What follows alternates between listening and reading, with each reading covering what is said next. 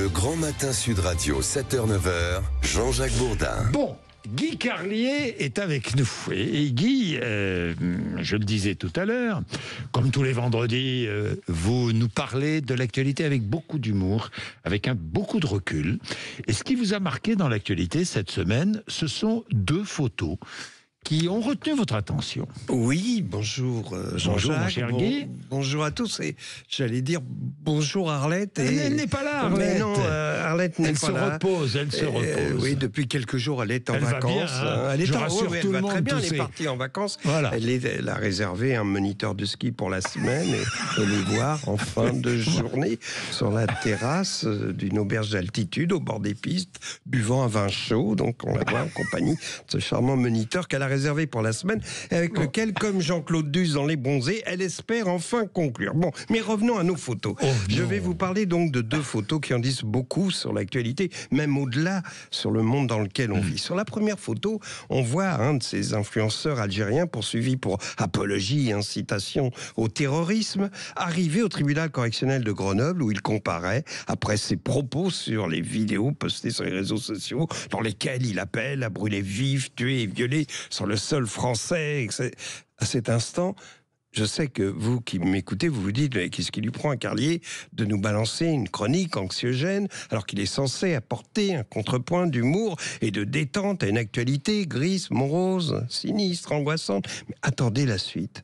Car cet influenceur algérien est en fait un irrésistible clown, jugeant sans doute que l'incitation à brûler, tuer, violer sur le sol français était quelque peu outrancière et risquait en tout cas de traumatiser les enfants qui écoutent la radio avant d'aller à l'école. Il a décidé d'apporter une touche d'humour à ses imprécations en se faisant appeler Imad Tintin.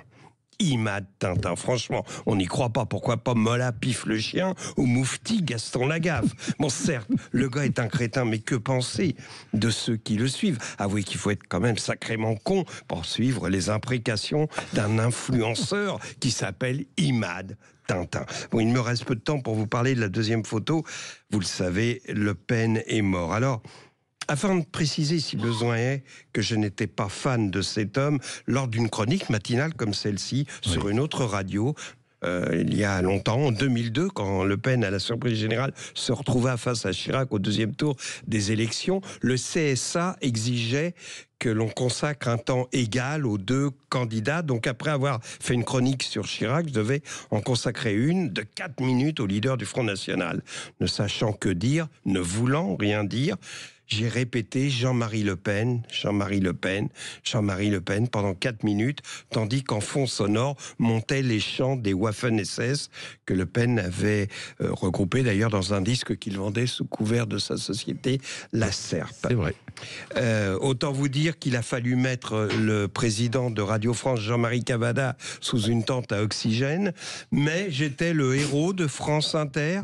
J'en avais un peu honte, car j'étais un héros sans risque, et cette douce sensation d'être un héros sans risque, je vous l'ai dit, avait un goût amer. Pour tout dire, je me sentais un peu con. Et j'ai pensé à cette scène en voyant la deuxième photo prise place de la République le soir de la mort de Le Pen. Elle est extraite d'une vidéo. On voit des gens danser, plus précisément un gars qui hurle « Le Pen, on t'a eu !» entendant un gobelet en carton, une femme au physique ingrat qui a amené une bouteille de champagne.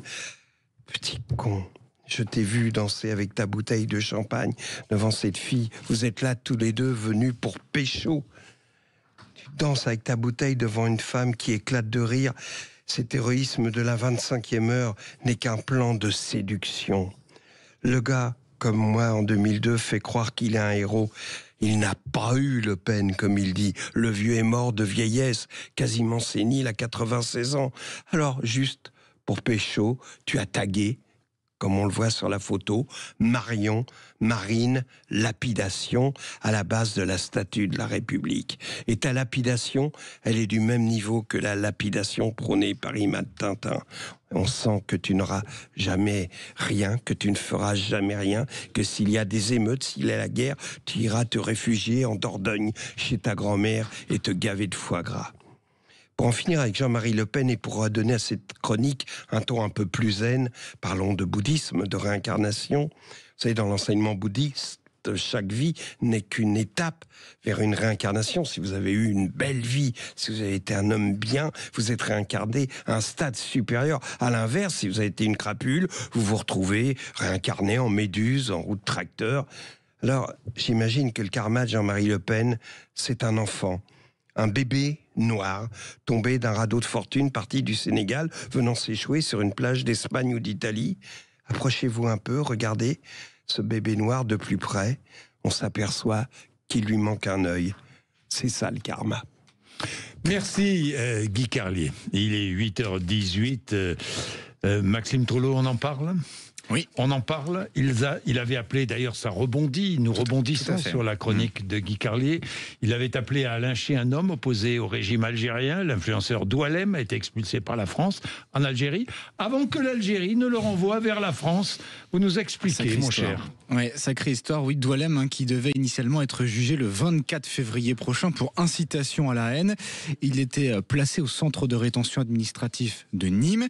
Mais la France a précipité son expulsion, a regretté son avocat.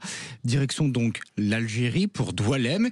Il a été mis dans l'avion hier après-midi. Il arrive sur place et là, retour à l'envoyeur, si je puis me permettre. L'Algérie le considère comme étant interdit de territoire.